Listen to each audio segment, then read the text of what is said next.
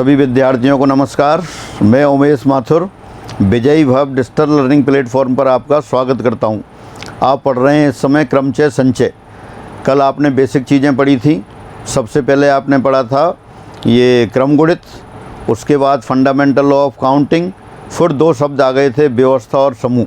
व्यवस्था जिसमें वस्तुओं के क्रम का महत्व होता है, समूह जिसमें वस्तुओं के क्रम का महत्व नहीं होता।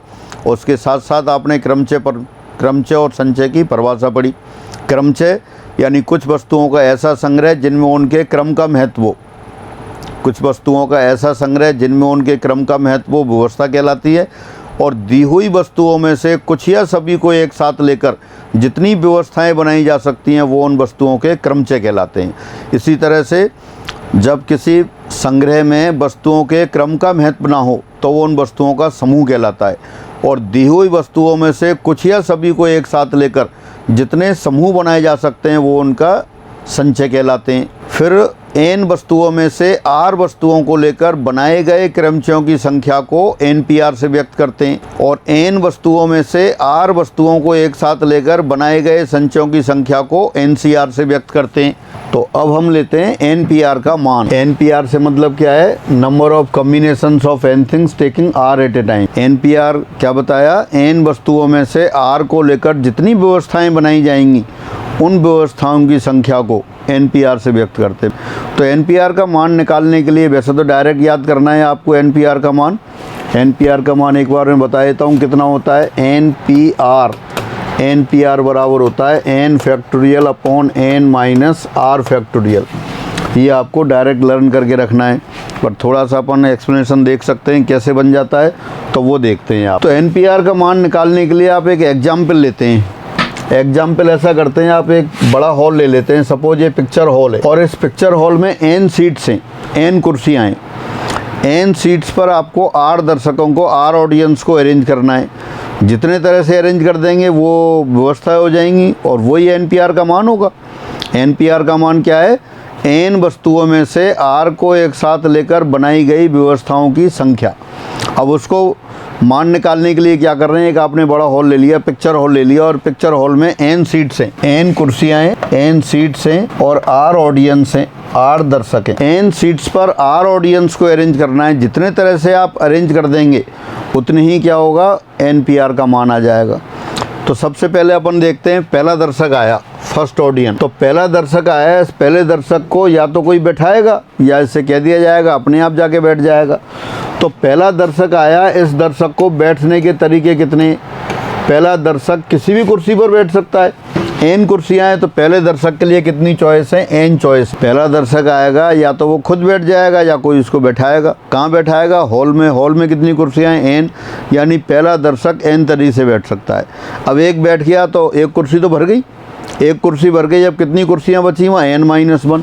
अब दूसरा दर्शक आया, सेकंड ऑडियंस, इसके पास कितनी चॉइस है? इसके पास n-1 चॉइस है। तो ये कितने प्रकार से बैठेगा? n-1 प्रकार से बैठेगा। अब दो कुर्सियां भर गई, कितनी खाली बची? n-2। तो तीसरा जो दर्शक आएगा, थर्ड ऑडियंस आएगा, उसके पास कितनी चॉइस है? n-2 चॉइस है। यानी कि पहला दर्शक n प्रकार से बैठेगा, दूसरा n-1 प्रकार से बैठेगा, तीसरा n-2 प्रकार से बैठेगा। अगर आपको दो ही बैठाने होते तो वो n-n-1 प्रकार से बैठते। तीन ही बैठाने होते तो n-n-1 प्रकार से बैठते। ये कैसे काउंट कर रहे हैं आप? फंडामेंटल लॉ ऑफ काउंटिंग से, गणना के मूलभूत सिद्धांत से। अब इसी तरह से मान लो आपके r-1 बैठ चुके, r-1 बैठ चुके, तो अब r दर्शक आया, rth दर्शक आया। तो जब n में से r-1 बैठ चुके, यानी n कुर्सियों में से r-1 भर गई, तो n में से r-1 घटा दें तो कितने बचेंगे? n-r+1। यानी कि जो r दर्शक है, rth ऑडियन है, उसकी कितनी चॉइस है? n-r+1 है। तो वो कितने प्रकार से बैठेगा? n-r+1 प्रकार से बैठेगा। दोबारा से आप क्या कर रहे हैं? NPR का मान निकालना चाह रहे हैं। NPR का मान निकालने के लिए आपने क्या किया है? एक n कुर्सियों वाला हॉल ले लिया है, उसमें n कुर्सियां लगी हुई हैं और r दर्शकों को आप उसमें बैठा रहे हैं। जितने तरीके से r दर्शकों की व्यवस्था हो जाएगी वही NPR का मान हो जाएगा। तो तो इन r दर्शकों में से पहला दर्शक आया, उसको बैठाने के तरीके n, दूसरे दर्शक को बैठाने के तरीके n-1, तीसरे को बैठाने के तरीके n-2 और इसी तरह से अंतिम r में को बैठाने के तरीके n-r+1। इसलिए सभी दर्शकों को बैठाने के तरीके, इसलिए n कुर्सियों पर r दर्शकों को व्यवस्थित करने के तरीके। फंडामेंटल लॉ ऑफ काउंटिंग से क्या किया, सबका गुणा कर देते हैं। एक का m प्रकार से, दूसरा n प्रकार से, तीसरा p प्रकार से, इसी तरह आते तो सभी साथ साथ करने हो तो सबका गुणा कर देंगे। तो कितने हो जाएंगे, पहला दर्शक n तरीके से, दूसरा n-1 तरीके से, तीसरा n-2 तरीके से, इसी तरह से लास्ट में n-r+1 तरीके से। तो ये n कुर्सियों पर r दर्शकों को बैठाने के तरीके हो गए। इसको दोबारा लिख लेते हैं आप आगे। तो कुल तरीके कितने हो गए, n × n-1 × n-2 up to n-r+1। और n कुर्सियों पर r दर्शकों को बैठाने के तरीके वही NPR का मान था, तो यही NPR का मान आ गया। देयरफॉर NPR बराबर कितना हो गया, n × n-1 × n-2 n-r+1। ये n कुर्सियों पर r दर्शकों को बैठाने के तरीके हो गए। लेकिन ये एक्सप्रेशन तो आपको याद है, प्रूफ किया था आपने पिछली क्लास में, n factorial upon n - r factorial. तो इसका मतलब यही NPR का मान आ गया। ये भी है, दोनों ही फॉर्मूले हो गए आपके NPR के। NPR बराबर n से शुरू करके क्रमागत घटती हुई r संख्याओं का गुणा, और फैक्टोरियल फॉर्म में लिखेंगे तब n factorial upon n - r factorial. और इसमें स्पेशल केस r = n हो, जब r बराबर n हो तब क्या हो जाएगा, NPR की जगह आ जाएगा NPN। और यहाँ लिख देंगे r बराबर n, तो n - n फैक्टोरियल, n की 0 फैक्टोरियल 1 होता है, तो ये NPN बराबर हो गया n फैक्टोरियल। यानी n वस्तुओं में से n को लेकर बनने वाली व्यवस्थाओं की संख्या पूछेंगे तो n फैक्टोरियल आ जाएगा। n वस्तुओं में से r को लेकर बनाई गई व्यवस्थाओं की संख्या पूछेंगे तो NPR, और NPR कितना है, n factorial upon n - r factorial. तो ये NPR का मान रहा। छोटा सा मैंने एक्सप्लेनेशन बताया आपको, एक्सप्लेनेशन अपनी जगह है, लेकिन आपको NPR की मान याद करके रखना है। NPR बराबर n factorial upon n - r factorial. r बराबर जब n लिख देंगे NPN, तो ये n फैक्टोरियल हो गया। और ये एक्सप्रेशन भी लर्न करके रखना है, बहुत ही महत्वपूर्ण है। NPR बराबर n से शुरू करके क्रमागत घटती हुई r संख्याओं का गुणा। अब इस पर छोटे मोटे एग्जाम्पल देखते हैं। एक बार दोबारा लिख लेते हैं इसी को, ये दोबारा लिख दिया है। NPR बराबर n × n-1 × n-2 up to n-r+1। और फैक्टोरियल फॉर्म में लिखना होगा तो NPR बराबर n factorial upon n - r factorial. r का मान 1 से लेके n तक कुछ भी हो सकता है।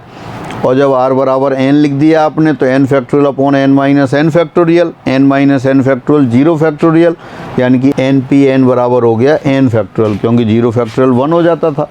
तो इस तरह से रिजल्ट हो गए। अब छोटे 1-2 क्वेश्चन करते हैं, बिल्कुल 0 लेवल वाले क्वेश्चन। आपसे पूछा है 13P3 का मान ज्ञात करो, find the value of 13P3। 13P3, अब NP3 के NPR के 2 फॉर्मूले हैं आपके पास। NPR एक तो है n फैक्टोरियल और n - r फैक्टोरियल, और दूसरा है n × n-1 × n-2 up to n-r+1। ये आपके पास NPR के 2 फार्मूले हैं। कोई भी फार्मूला अप्लाई कर सकते हैं। कौन सा फार्मूला अप्लाई करें आप इसमें, कई बार कहते हैं पहला फार्मूला ज़्यादा अच्छा लग रहा है, पहले फार्मूले को कर लेते हैं। तो पहला फार्मूला अच्छा तो लग रहा है, लेकिन ये ज़्यादा न्यूमेरिकल के लिए सेकंड वाली जो लाइन है वो फार्मूला ज़्यादा उपयोगी है।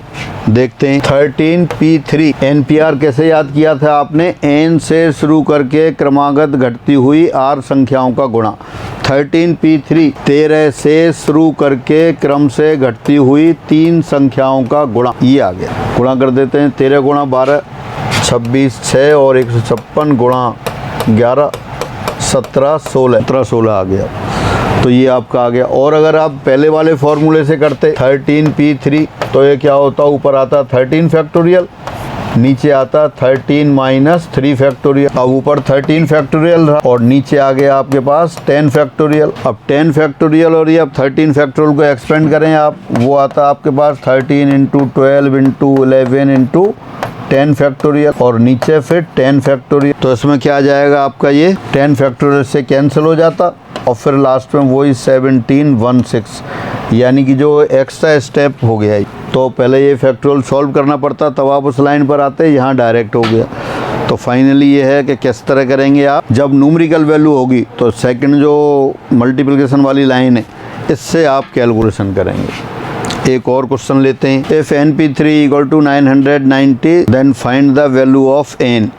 यदि NP3 बराबर 9 से 90 हो तब n का मान ज्ञात कर। अब NP3 फिर अपन के पास फॉर्मूला है वो लगा देंगे, सिंस NP3 बराबर 990। अब अगर इसमें फैक्टोरियल वाला लगाते हैं तो फिर टिपिकल होगा, तो फैक्टोरियल वाला नहीं लगा के वही सेकंड वाली लाइन लेंगे। NP3 का मतलब n से शुरू करके क्रमागत घटती हुई 3 संख्याओं का गुणा, तो n × n-1 × n-2 बराबर 990। अगर लेफ्ट हैंड साइड सबको गुणा कर दें, 9 से 90 को लेफ्ट हैंड साइड में ले आएँ फिर, तो ये 3 घात की समीकरण बन जाएगी। फिर उसको सॉल्व करेंगे, आंसर आ जाएगा। लेकिन इसकी नेचर के अकॉर्डिंग करें अपन, NP3 का मतलब है क्रमागत 3 संख्याओं का गुणा, तो 9 से 90 को भी ऐसे ही लिख सकते हैं, 11 × 10 × 9, ये भी क्रमागत कंजुगेटिव 3 नंबर हो गई। तो 3 फैक्टर लेफ्ट हैंड साइड में, 3 राइट हैंड साइड में, ये भी पूर्णांक है, राइट साइड में भी पूर्णांक है, तो बड़ा पूर्णांक बड़ी संख्या के बराबर n बराबर 11 आ गया। अगर आप इस एक्सप्रेशन को मल्टीप्लाई कर देते, गुणा कर देते, तो 3 घात की क्यूबिक इक्वेशन बन जाती है आपकी, 3 घात की समीकरण बन जाती, घनीय समीकरण। फिर सॉल्व करते तब भी आंसर आ जाता, लेकिन बहुत कैलकुलेशन हो जाती। तो इससे बचने के लिए क्या करेंगे अपन, जैसा एक्सप्रेशन लेफ्ट हैंड साइड में वैसा ही आपने राइट साइड में बना दिया, 11 × 10 × 9, तो n का मान बड़े फैक्टर के बराबर आ गया। और देखते हैं, अब दे रखा है भाषा में क्वेश्चन दे दिया, पुलकित शब्द के सभी अक्षरों को साथ लेकर कुल कितने शब्द बनाए जा सकते हैं। नए शब्द कैसे बनेंगे, स्पेलिंग चेंज हो जाए, ऑर्डर चेंज हो जाए। एक बार और पढ़ते हैं। How many words can be formed by the using all the letters of word Pulkit, PULKIT। कितने लेटर दिखाई दे रहे हैं इसमें, 6 लेटर दिखाई दे रहे हैं। तो 6 लेटर में सभी को अरेंज करना पड़ेगा, सभी को लेना पड़ेगा। तो 6 लेटर को 6 स्थानों पर व्यवस्थित कर देंगे, तो जितने तरीके से व्यवस्थित करेंगे उतने ही शब्द बन जाएंगे। तो यानी कि 6 अक्षरों को 6 स्थानों पर व्यवस्थित करना है आपको। कितने तरह से करेंगे, 6p6। n वस्तुओं में से r को लेकर बनाई गई व्यवस्थाओं की संख्या NPR, और n में से n को लेकर बनाई गई व्यवस्थाओं की संख्या NPN। यहाँ कह रहा है कुल कितने शब्द बनाए जा सकते हैं। शब्द, नए शब्द कब बनेंगे, जब जो लेटर्स हैं, अक्षर हैं, उनका क्रम चेंज हो जाए। क्रम कैसे कर सकते हैं, सारे संभव तरीके से। तो 6 अक्षरों को बनने वाले कुल शब्दों की संख्या, number of total words that can be made from the letters of word Pulkit, यानी 6 अक्षरों PULKIT को 6 स्थानों पर व्यवस्थित करने के तरीकों की संख्या। Number of ways in which we can arrange 6 letter on 6 places. 6 स्थानों पर व्यवस्थित करने के तरीकों की संख्या क्या हो जाएगी, 6p6। 6p6 6 फैक्टोरियल, और 6 फैक्टोरियल होता है 720। यानी पुलकित शब्द के 6 अक्षरों को 6 स्थानों पर व्यवस्थित करने की संख्या 6p6 हो गई। और जितने तरह से व्यवस्थित करेंगे उतने ही शब्द बनेंगे। व्यवस्थित करने में क्या होगा, उनका ऑर्डर चेंज होगा, तो जैसे जैसे क्रम चेंज हो रहा है वैसे वैसे शब्द बन जाएंगे। तो नए बनने वाले शब्दों की संख्या 720 हो गई। एक क्वेश्चन और करते हैं। 9 अंकों 1 2 3 4 5 6 7 8 9 में से 5 अंकों की कितनी संख्याएं बनाई जा सकती हैं। How many numbers of 5 digit can be formed with the 9 digits 1 2 3 4 5 6 7 8 9। तो 9 अंकों में से 5 अंकों की बनने वाली संख्याओं की संख्या, यानी कि n में से r को लेकर क्रमचय बनाने थे, r को लेकर व्यवस्थाएं बनाती थी तो NPR होते थे। अब यहाँ 9 में से 5 लेने हैं तो 9p5 हो गए। बनने वाली संख्याओं की संख्या कितना हो जाएगा, 9p5। Fundamental law of counting से भी कर सकते थे, पहले इसको लिख लेते हैं। 9p5 का मतलब हो गया 9 × 8 × 7 × 6 × 5। 9 × 7 63, और ये 30 × 8 240। इनको दोबारा कर लेते हैं। 24 × 63 72 2 7 24 44 और 7 151 15,120 आ गए आपके। तो यानी कि 9 अंकों में से 5 अंकों को लेकर बनने वाली संख्याओं की संख्या यही हो गई। इसी को आप फंडामेंटल लॉ ऑफ काउंटिंग से भी कर सकते थे, संक्रियाओं के मूलभूत सिद्धांत से भी कर सकते थे। पहला, दूसरा, तीसरा, चौथा, पाँच स्थानों पर अंकों को व्यवस्थित करना था। कुल 9 अंक हैं, तो पहले स्थान पर कितने तरह से अंक रख सकते थे? पहले स्थान पर रख सकते थे आप 9 तरह से। क्यों? क्योंकि 9 डिजिट हैं आपके पास। अब एक तो यहाँ रख दी, बची कितनी? 8। तो अब दूसरे स्थान पर कितने तरीके से रखेंगे? 8 तरीके से। अब 2 रख दी, 7 बची। तीसरे स्थान पर 7 तरीके से, इसी तरह चौथे स्थान पर 6 तरीके से, और 5वें स्थान पर 5 तरीके से। इस तरह से आपने रखे। अब पहला काम करने के तरीके 9, दूसरा करने के तरीके 8, तीसरा काम करने के तरीके 7, चौथा काम करने के तरीके 6 और 5वां काम करने के तरीके 5। सभी को 7-7 करने के तरीके गुणा कर दिया, तो ये संख्याओं की संख्या आ गई 15,120। फंडामेंटल लॉ ऑफ काउंटिंग से भी कर सकते थे और सीधे। तो ये आपने एनपीआर का मान पढ़ा। पहले एनपीआर की परिभाषा, एन वस्तुओं में से आर को लेकर बनाए गए क्रमचयों की संख्या को बनाई गई व्यवस्थाओं की संख्याओं को एनपीआर से व्यक्त करते हैं। और एनपीआर का मान क्या होता है? N factorial upon n minus r factorial, या एन से शुरू करके क्रमागत घटती हुई 5 आर संख्याओं का गुणा। यहाँ क्या था अपने पास? 9 अंकों में से 5 अंकों की संख्या बनानी, तो वो कितने तरह से बन रही है? 9p5 तरीके से। 9p5 को कैलकुलेट किया आपने, 15,120 आ गई। तो ये एनपीआर की परिभाषा, एनपीआर का मान और उससे संबंधित कुछ क्वेश्चन रहे। अब आगे अपन एनसीआर पर आते हैं। एनसीआर क्या था? एन वस्तुओं में से आर को लेकर बनाए गए समूहों की संख्या, बनाए गए संचयों की संख्या को एनसीआर से व्यक्त करते हैं। तो एनसीआर का मान और देखते हैं आप। एनसीआर का मान अपन एज्यूम कर लेते हैं, suppose NCR equal to capital X. NCR यानी कि एन वस्तुओं में से आर वस्तुओं को लेकर बनाए गए संचयों की संख्या, वो पता करना है। वो आपने मान लिया कैपिटल एक्स है, यानी एन वस्तुओं में से आर को लेकर जितने समूह बन रहे हैं, एक समूह बन रहे हैं। इन एक समूह में से आपने एक समूह ले लिया, वन कम्बिनेशन। एन समूह में से कितना? एक समूह ले लिया। उस समूह में कितनी संख्याएं होंगी? एन में से आर ले रहे हैं आप, तो आर को लेकर ही तो समूह बनाए, तो निश्चित रूप से उसमें कितने होंगे? आर होंगे। ए ए ए ए ए ए, ये आर वस्तुएं हो गई। और जब समूह बनाते हैं, जब क्रम का कोई महत्व नहीं होता, यहाँ ए सब समान लिख दी, इन दोनों को आपस में बदलने कोई अंतर ही नहीं आएगा, कोई अंतर नहीं आ रहा। हाँ, लेकिन अगर इनको नंबरिंग दे दें, अलग अलग कर दें, इसको A1, ये A2, A3, A4 up to AR बना दें, अब तो अलग अलग हो गए। अलग अलग हो गए तो उनको व्यवस्थित कर सकते हैं। आप इसको एक छोटे एग्जाम्पल और मैं बताऊं, थोड़ा उससे समझ सकते हैं। जैसे सपोज 20 विद्यार्थी हैं और उनको किसी सेंटर पे एग्ज़ाम देने के लिए बुलाया, और 20 विद्यार्थी, टाइम जो था 9 बजे का, वो 7 बजे ही पहुंच गए। कहीं बाहर से आए थे, ट्रेन आ गई, तो सारे के सारे एक ही जगह 7 बजे ही आ गए। 7 बजे, लेकिन एग्जामिनेशन तो 9 बजे था, वो 8:30 बजे खुलेगा।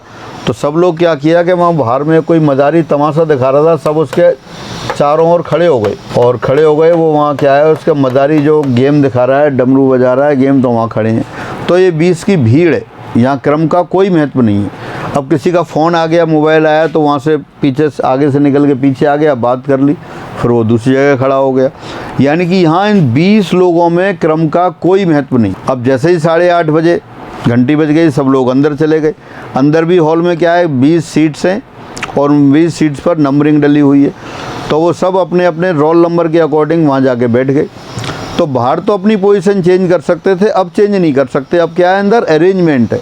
अरेंजमेंट है तो ऑर्डर का कंसिडरेशन है, बाहर ऑर्डर का कंसिडरेशन नहीं था। बाहर तो क्या थी, भीड़ थी, 20 लोगों की, 20 दर्शकों की भीड़ थी। कोई भी आपस में अपनी स्थिति बदल सकते थे, ये नहीं बदल सकते। तो ऐसा ही यहाँ ये ए आर वस्तुएं थी, आर वस्तुओं का समूह था, उनमें आपस में एक दूसरे को बदल सकते थे, कोई अंतर नहीं आ रहा था। लेकिन आप क्या किया, आपने सबको रोल नंबर दे दिए, सबको नंबरिंग दे दी, A1, A2, A3, AR। अब ये चेंज नहीं हो सकते, अब ये चेंज नहीं हो सकते, यानी इनकी व्यवस्थाएं बदल सकती हैं। तो इनसे बनने वाली व्यवस्थाएं कितनी हो गई? आर वस्तुओं को आर स्थानों पर व्यवस्थित करेंगे तो वो आर फैक्टोरियल हो गई। दोबारा से क्या था, क्या कर रहे हैं आप, एनसीआर की वैल्यू निकाल रहे हैं। आपने मान लिया एनसीआर बराबर एक्स है, एक समूह बन रहे हैं। उस एक समूह में से एक समूह लिया, उस समूह की अगर व्यवस्थाएं बनाएंगे तो कितनी व्यवस्थाएं बन गई? आर फैक्टोरियल व्यवस्थाएं बन गई। तो देयरफॉर एक समूहों की व्यवस्थाएं, एक से बनने वाली व्यवस्थाएं कितनी हो गई? एक्स इंटू आर फैक्टोरियल, ये व्यवस्थाएं बन गई। लेकिन व्यवस्थाएं तो आप जानते हैं, n वस्तुओं में से जब r वस्तुओं को लेकर व्यवस्थाएं बनाते हैं तो कितनी बनती हैं? वो NPR बनती हैं। लेकिन यहाँ व्यवस्थाएं कितनी बनी? x इंटू फैक्टोरियल r बनी। तो therefore x into r factorial बराबर हो गया NPR। दिस इम्प्लाइज x बराबर हो गया आपके पास NPR अपॉन r फैक्टोरियल।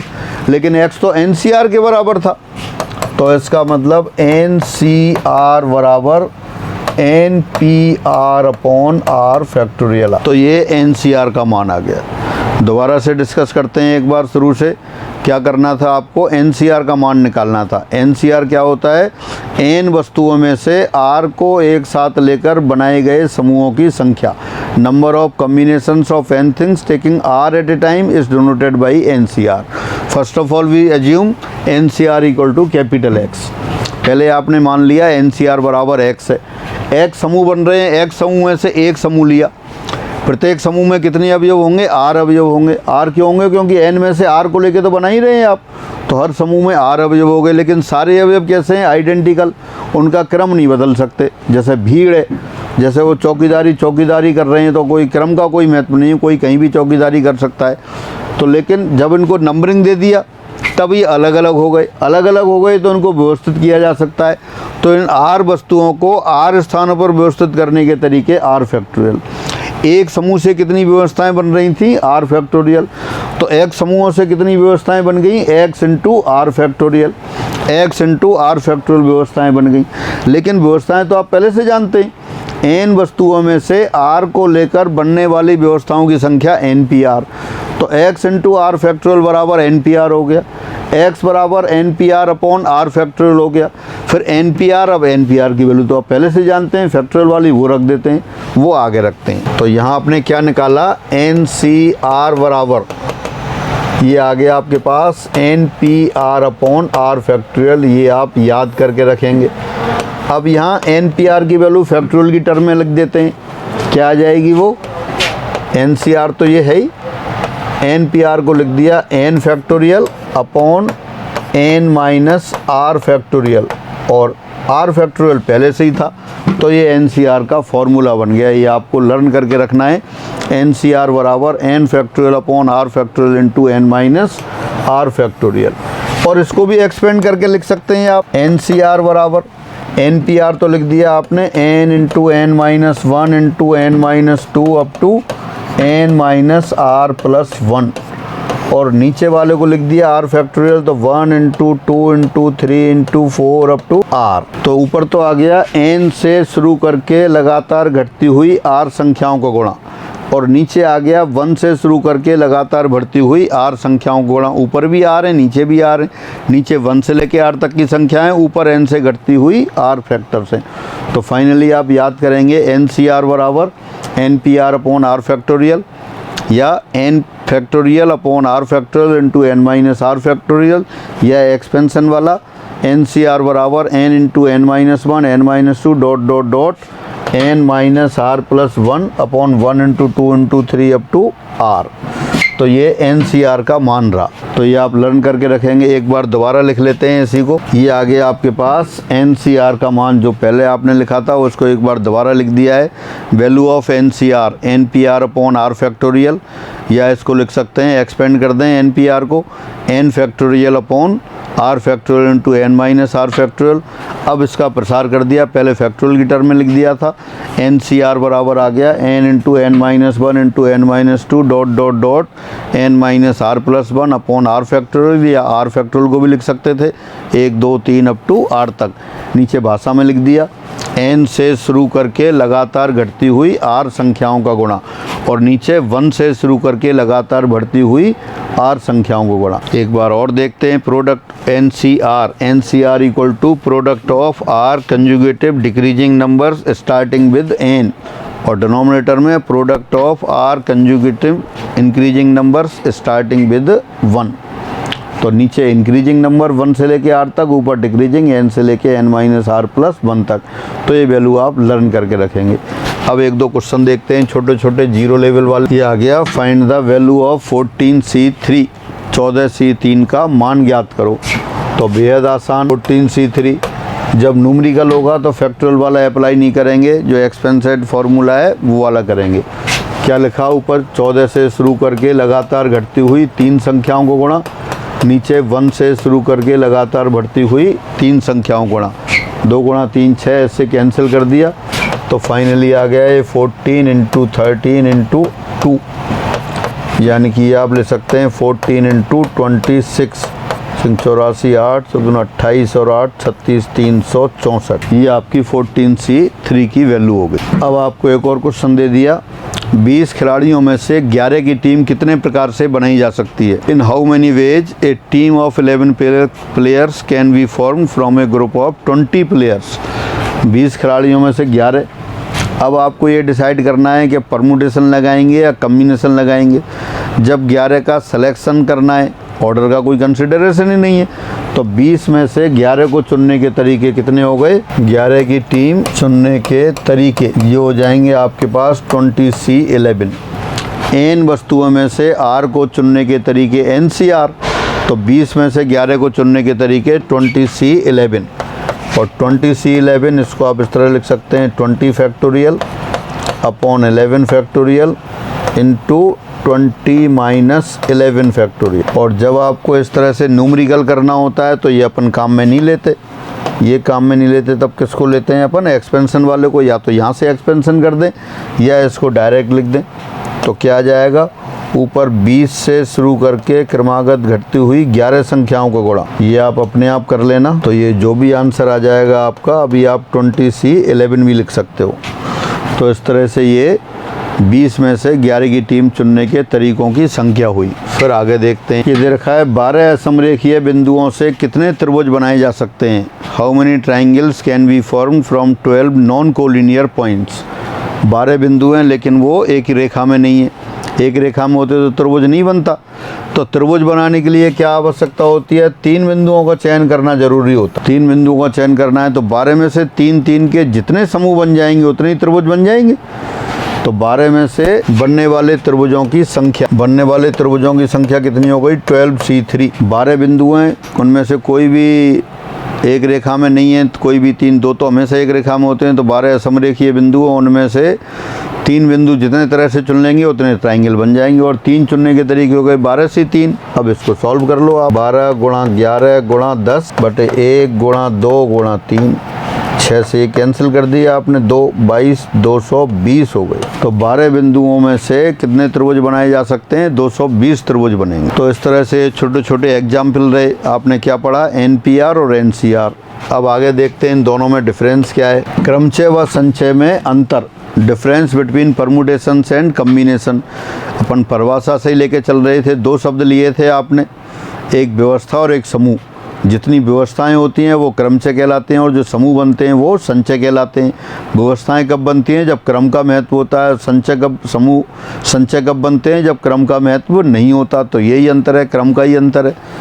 क्रमचय कब बनाते हैं, संख्याएं बनानी हो या कुछ अक्षर दे रखे हों उनसे शब्द बनाने हो, दिए हुए शब्दों को रिसफल करके नए शब्द बनाने हो, यानी जब क्रम का महत्व होता है तब क्रमचय काम में लेते हैं। दूसरे शब्दों में कह सकते हैं क्रमचय में क्रम का महत्व होता है, संचय में क्रम का महत्व नहीं होता। और संचय में सीधे सीधे बना लेते हैं, जैसे NCR हो गए तो NCR में तो सिर्फ समूह बने।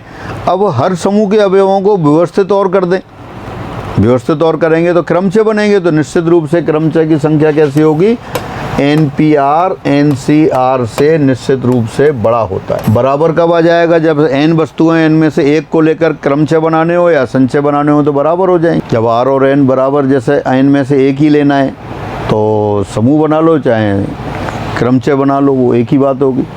एक वस्तु लेनी है तो वो तो n तरीके से ही आएगी। हाँ, तो NPR हमेशा NCR से बड़ा होता है। क्रमचय कब लिए जाते हैं, जब संख्याएं बनाई जाती हों या लोगों को किसी विशेष स्थान पर बैठाया जाता हो। बैठाए तो व्यवस्थित करते हैं, जैसे आप ट्रेन में ही जा रहे हैं, जो विंडो के पास वाली खिड़की है वो लोगों की अधिकतर चॉइस होती है, तो वहाँ व्यवस्था होती है, तो वहाँ इंटरचेंज नहीं कर सकते। तो जब बैठने की व्यवस्था करनी हो या संख्याएँ बनानी हो या अक्षरों से शब्द बनाने हो, जब आप क्रमचय का उपयोग करेंगे। और जब टोली बनानी हो, ग्रुप समूह बनानी हो, समिति बनानी हो, टीम बनानी हो, जैसे अभी क्रिकेट की टीम बना रहे थे, तब आप क्या करते हैं, चयन करते हैं तो वो संचय को काम में लेते हैं। और NPR का मान NCR के मान से हमेशा बड़ा होता है। तो जब भी आप क्वेश्चन करेंगे वहाँ उसमें यही देखेंगे क्रम का महत्व है या नहीं है। एक दो क्वेश्चन और देखते हैं इसके साथ। 4 पुरुष और 5 महिलाओं को एक पंक्ति में कितने प्रकार से बैठाया जाए कि पुरुष सदैव सम स्थान पर आएँ। In how many ways can 4 men and 5 women be seated in a row so that men always occupy even places। मतलब जो मैन है, पुरुष हैं, वो हमेशा इवन प्लेसेज पर आएँ, सम स्थान पर आएँ। कुल स्थान कितने बनेंगे, 9। तो पहले अपन ये देख लेते हैं, 9 स्थान बना देते हैं। 1 2 3 4 5 6 7 8 9। अब इवन प्लेस पर कौन कौन से हैं, 1, दूसरा नंबर, चौथा नंबर, छठा नंबर और ये 8वां नंबर। तो पहले 4 पुरुषों को 4 सम स्थानों पर व्यवस्थित करते हैं, फिर बचे 5 स्थानों पर महिलाओं को व्यवस्थित कर देंगे। पहले 4 सम स्थानों पर 4 पुरुषों की व्यवस्था, उसके बाद शेष 5 स्थानों पर 5 महिलाओं की व्यवस्था। सम स्थान कौन कौन से थे, दूसरा वाला, चौथा वाला, छठा वाला, 8वां वाला। तो पहले इन 4 स्थानों पर 4 पुरुषों को व्यवस्थित कर दो। 4 स्थानों पर 4 पुरुषों को व्यवस्थित करना वो तो आसान हो गया। कितना हो गया, 4 फैक्टोरियल। और फिर 5 स्थान बचे और 5 महिलाएं बची, उनको व्यवस्थित करने के तरीके 5 फैक्टोरियल। तो सीधा सीधा इनका गुणा कर देते हैं। 4 फैक्टोरियल कितना हो गया है, तो 24 हो गया। 5 फैक्टोरियल कितना हो गया, 120 हो गया। अब इनका मल्टीप्लाई करके रख दो। 12 12 जा 144 इंटू 2 288 और 0 2880, ये आ गई। यानी एक पंक्ति में 4 पुरुषों को और 5 महिलाओं को बैठाना है। तो किस तरह से बैठा सकते हैं, 4 स्थानों पर 4 पुरुषों को बैठा दिया 4 फैक्टोरियल तरीके से, और 5 स्थानों पर 5 महिलाओं को बैठा दिया 5 फैक्टोरियल तरीके से। ये आ गया। दोनों को गुणा कर दिया, एक काम m प्रकार से, दूसरा n प्रकार से, तो दोनों साथ साथ m इंटू n प्रकार से। पुरुषों की व्यवस्था 4 फैक्टोरियल 24 प्रकार से, महिलाओं की व्यवस्था 120 प्रकार से। दोनों साथ साथ करने तो 24 गुणा 120। एक और क्वेश्चन देखते हैं आगे। अभी दे रखा है कि स्कूल के प्रत्येक कार्य दिवस में 6 कालांश 6 पीरियड होते हैं। इन 6 कालांशों में 5 विषयों को इस प्रकार व्यवस्थित करना है कि प्रत्येक विषय के कम से कम 1 कालांश अवश्य आवंटित हो। इन विषयों को आवंटन के तरीकों की संख्या ज्ञात करो। हर दिन हर वर्किंग डे पर 6 पीरियड लगते हैं और 5 सब्जेक्ट हैं। इस तरह से अरेंज करना है कि हर सब्जेक्ट तो पढ़ाई हो डेली। एक बार और पढ़ लेते हैं question. There are 6 periods on each working day of a school. In how many ways school management can arrange 5 subjects in these 6 periods so that for each subject at least 1 period may be allotted? मतलब हर subject के लिए कम से कम 1 period तो होना ही चाहिए। ऐसा नहीं है 6 पीरियड आ गए और एक सब्जेक्ट का नंबर ही नहीं आया। तो पहले अपन क्या करें, पहले 6 पीरियड में 5 को अरेंज कर देते हैं। 5 पीरियड तो भर देते हैं, फिर 1 पीरियड बचेगा उसकी देखेंगे। तो पहले क्या किया आपने, पहले 6 पीरियड में से 5 का चयन कर लिया। 6 पीरियड में से 5 सब्जेक्ट का चयन किया, वो 5 पीरियड का चयन किया और वहाँ 5 सब्जेक्ट लगा दिए। अब 1 पीरियड और बच गया। अब 1 पीरियड में कौन सा सब्जेक्ट लगाएं, कोई सा सब्जेक्ट लगा सकते हैं। तो वो सब्जेक्ट कितने प्रकार से चुना जाएगा, 5 प्रकार से। यानी कि पहले 6 पीरियड में 5 सब्जेक्ट की व्यवस्था की, 6P5। अब 1 पीरियड और बच गया, 1 पीरियड और बच गया तो उस पीरियड में किसी सब्जेक्ट की व्यवस्था करें। कौन सा सब्जेक्ट, 5 सब्जेक्ट बचें, 5 में से कोई सा भी लगा सकते हैं, तो वो 5 प्रकार से होगा। तो इस तरह से तो 6P5 कितना हो गया, 720 इंटू 5, ये हो गया 36। यानी कि 6 पीरियड में 5 सब्जेक्ट को पढ़ाने की व्यवस्था इतने तरह से की जा सकती है, जबकि हर सब्जेक्ट कम से कम 1 पीरियड में तो आएगा ही आएगा। भाई 1 पीरियड तो आएगा ही आएगा हर सब्जेक्ट का, और रिपीट भी हो सकता है कोई। कौन सा रिपीट होगा, वो कोई सा भी रिपीट हो सकता है, इसलिए 5 से गुणा कर दिया। या कई बार ऐसा मन में आता है, पता नहीं इतने तरीके कैसे आ जाते हैं, 3600 तरीके कैसे बनेंगे, कुछ समझ में ही नहीं आती। तो उसको समझने के लिए मैं आपको एक बेसिक क्वेश्चन और बताता हूं, तो वो आप बेसिक क्वेश्चन करेंगे, उससे काफ़ी चीज़ें समझ में आएंगी। 3 अंकों 1 2 3 को लेकर 3 अंकों की बनने वाली सभी संख्याओं को लिखो। 3 अंक हैं, तो 3 में से 3 को सभी को लेकर कितनी संख्याएं बन जाएंगी। ये तो बड़ा आसान क्वेश्चन हो गया है। बनने वाली संख्याओं की संख्या, ये कितना हो गया 3 फैक्टोरियल, और 3 फैक्टोरियल कितना हो जाता है 6। तो 6 संख्याएं बनी, बहुत आसान हो गया। तो 6 संख्याओं को तो लिख सकते हैं आप। यहाँ लिखना शुरू कर देते हैं। 1 2 3, 1 3 2, 2 3 1, 213, 312, 321। 3 अंकों को लेके 3 अंकों से 3 अंकों की कितनी संख्याएं बनी? 6 संख्याएं बनी। तो ये तो आसान हो गया। अब एक क्वेश्चन और लिखता हूँ, वो क्वेश्चन सब आप करेंगे। 4 अंकों 1, 2, 3, 4 को लेकर 4 अंकों की बनने वाली सभी संख्याओं को लिखो। अब पहले आप चेक कर सकते हो 4 अंकों को लेकर कितनी संख्याएं बनेंगी। तो यहाँ बनने वाली संख्याएं ये तो मैं बता देता हूँ। बनने वाली संख्याएं कितनी बनेंगी? 4 फैक्टोरियल, और 4 फैक्टोरियल तो आप जानते हैं 24 होती हैं। जैसे अपन ने 3 संख्याओं की लिस्ट बनाई है 3 अंकों की, इसी तरह से 4 अंकों की जो 24 संख्याएं होंगी उनकी लिस्ट आपको बनानी। सब बनाना शुरू करें और 24 लिस्ट बना दें इसको। हाँ, उम्मीद है सभी ने लिखी होंगी संख्याएँ। अब मैं लिखता हूँ, आपको लिखनी है 1, 2, 3, 4 से 4 अंकों की कितनी संख्याएं बनती हैं। देखिए सिस्टमेटिक तरीके से लिखते हैं। 2, 3, 4, 1, 2, 4, 3, 1, 3, 4, 2, 1, 3, 2, 4, 1, 4, 2, 3, 1, 4, 3, 2। पहले आपने ए से शुरू होने वाली संख्याएं लिख दी। पहले आपने 1 से शुरू होने वाली संख्याएं लिख दी। अब 2 से शुरू होने वाली संख्याएं लिखते हैं। 2, 3, 4, 1, 2, 3, 1, 4, 2, 4, 1, 3, 2, 4, 3, 1, 2, 1, 3, 4, 2, 1, 4, 3। अब 3 से शुरू होने वाली संख्याएं लिखते हैं। 3, 1, 2, 4, 3, 1, 4, 2, 3, 2, 4, 1, 3, 2, 1, 4, 3, 4, 1, 2, 3, 4, 2, 1। अब 4 से शुरू होने वाली संख्याएं लिख देते हैं। 4, 1, 2, 3, 4, 1, 2, 3, 4, 1, 3, 2, 4, 2, 3, 1, 4, 2, 1, 3, 4, 3, 1, 2, 4, 3, 2, 1। 24 संख्याएं थी। 4 अंकों से 4 अंकों की बनने वाली संख्याओं की संख्या कितनी है? 24। अब इन 24 संख्याओं में देखें आप, इससे पहले आपने 3 अंकों की संख्याएं भी लिखी थी, वो भी एक साइड में लिख लेते हैं। यहाँ 1, 2, 3, 1, 3, 2, 2, 3, 1, 2, 1, 3, 3, 1, 2, 3, 2, 1। 3 अंकों से शुरू होने वाली संख्याएं, 3 अंकों की जो संख्याएं थी 1, 2, 3, उनसे 3 फैक्टोरियल 6 संख्याएं बन रही थी। 6 संख्याओं में देखें, पहले स्थान पर 1, यानी पहले स्थान पर, या दूसरा कह सकते हैं इकाई के स्थान पर 1 कितनी बार आ रहा है? इकाई के स्थान पर 1 2 बार आ रहा है। दहाई के स्थान पर 1 कितना आ रहा है? ये भी 2 बार आ रहा है। और सैकड़े के स्थान पर 1 कितना आ रहा है? ये भी 2 बार आ रहा है। यानी at unit place has 1 occur at 2 times, at 10th place again occur at 2 times, and 100th place 1 occur at 2 times। 1 पहले स्थान पर भी 2 बार आ रहा है, दूसरे स्थान पर भी 2 बार आ रहा है, तीसरे स्थान पर भी 2 बार आ रहा है। इसी तरह से अपन 2 की बात करें, 2 पहले स्थान पर 2 बार आ रहा है, दूसरे स्थान पर भी 2 बार आ रहा है, और तीसरे स्थान पर भी 2 बार आ रहा है। इसी तरह से आप 3 की बात करें, 3 पहले स्थान पर 2 बार आ रहा है, दूसरे स्थान पर 2 बार आ रहा है, तीसरे स्थान पर भी 2 बार आ रहा है। ये तो आपने क्या किया, 1, 2, 3 से 3 अंकों की संख्याएं बनाई। कितनी बनी? 3 फैक्टोरियल, 3 फैक्टोरियल 6।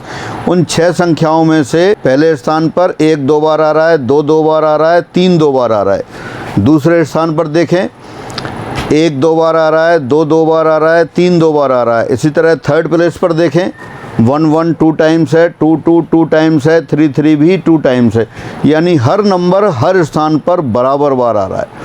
यानी जब आप कहते हैं कि n वस्तुओं में से सभी को लेकर बनने वाले क्रमचयों की संख्या n फैक्टोरियल है, तो उसमें जितनी भी वस्तुएं, हर वस्तु हर स्थान पर बराबर बार आती है। अब ये 4 अंकों की बनाई, उसमें देखते हैं। 1 1 1 1 पहले स्थान पर 6 बार आ रहा है। 1 की बात करें, पहले स्थान पर कितनी बार आ रहा है? 6 बार आ रहा है। दूसरे स्थान पर देखें 1 कितनी बार आ रहा है? दूसरे स्थान पर अपन देखें 1 2 बार यहाँ आ गया, 2 बार इसमें आ गया, 2 बार इसमें आ गया। यानी कि 1 फर्स्ट प्लेस पर 6 टाइम्स अगर कर रहा है, सेकंड प्लेस पर भी 6 टाइम आ रहा है।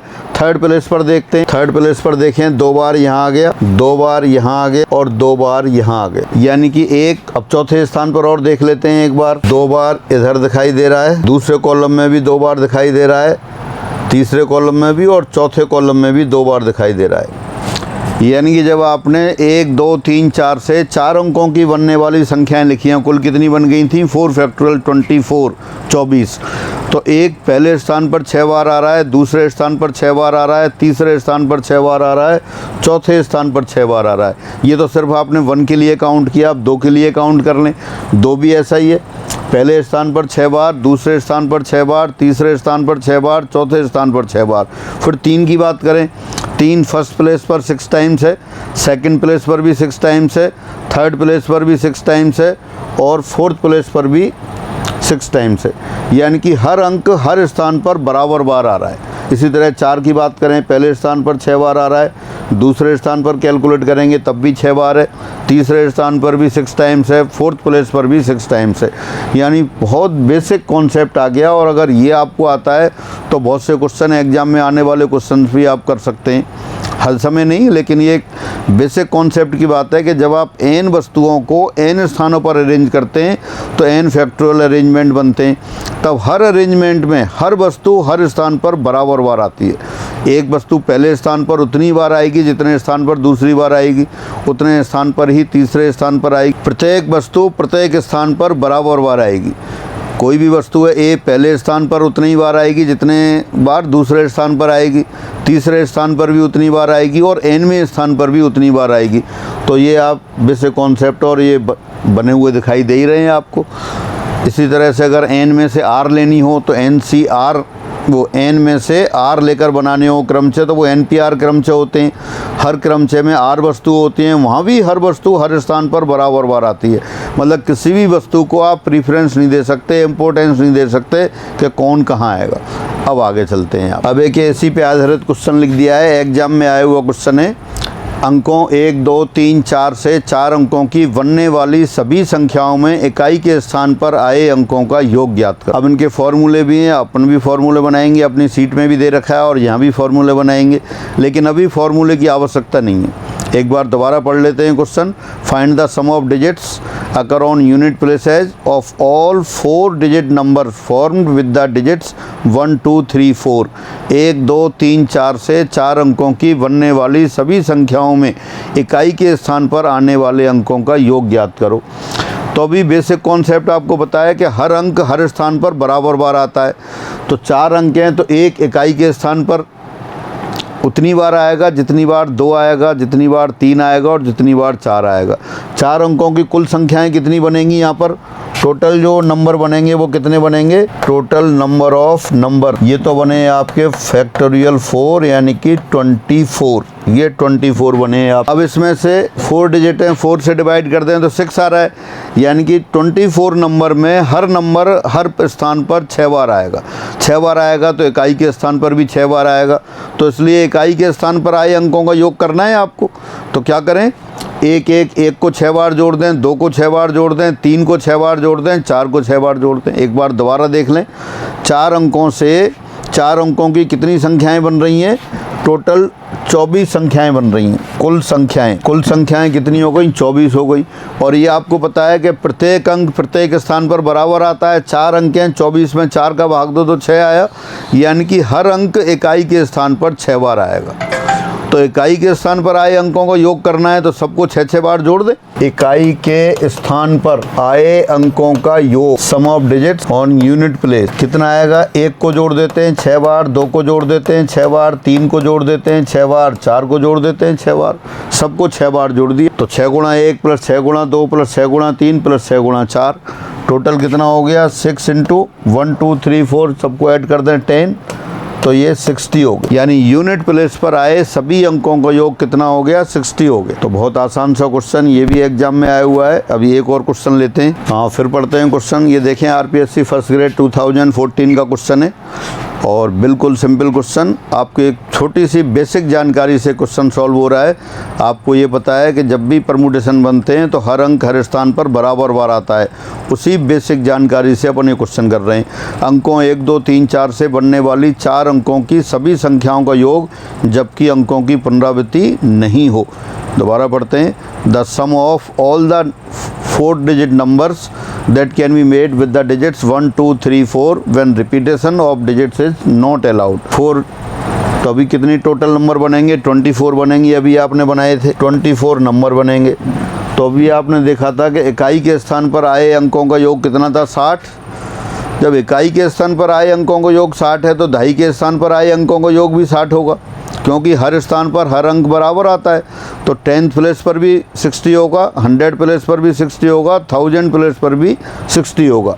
और आप ये देखें, कोई भी नंबर आप लिखते हैं 3, 1, 2, 4, तो इसका मतलब होता है 3000 प्लस 100 प्लस 20 प्लस 4, यानी कि जो आपने नंबर लिखा है 3, 1, 2, 4, तो उसमें 4 यूनिट प्लेस पर है तो ये 4 के इक्वल है। 2 10th प्लेस पर है, जो वैल्यू प्लेस के अकॉर्डिंग होती है वो प्लेस वैल्यू कहलाती है। तो इसकी जो एक्चुअल वैल्यू है वो तो 2 है, और लेकिन जो प्लेस वैल्यू है वो कितना है, 20 है। और ये 1 100 प्लेस पर है तो ये किसके बराबर है, 1 दिखाई तो दे रहा है 1। शुद्ध मान तो कितना है इसका, 1 है, लेकिन जो स्थानीय मान प्लेस वैल्यू कितनी है, 100 है। इसी तरह 3 की प्लेस वैल्यू कितनी है, 3000 है। तो 3124 को आप लिख सकते हैं 3000 प्लस 100 प्लस 20 प्लस 4।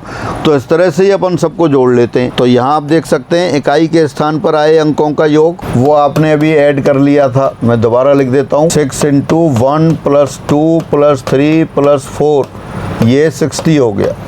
और जो इकाई के स्थान पर आए अंकों का योग है वही दहाई के स्थान पर आए अंकों का योग है, वही 100 प्लेस पर आए डिजिट्स का सम है, और वो ही 1000 प्लेस पर आए डिजिट्स का सम है। Therefore sum of all the 24 number, पहले यूनिट प्लेस वाले लिख दिए, फिर 100 प्लेस वो 10th प्लेस वाले लिखे, फिर 100 प्लेस वाले लिखे, और फिर 1000 प्लेस वाले लिखे। तो कितना आ जाएगा कुल, 60 + 600 + 6000 + 60,000, तो ये कितना हो गया, 66660।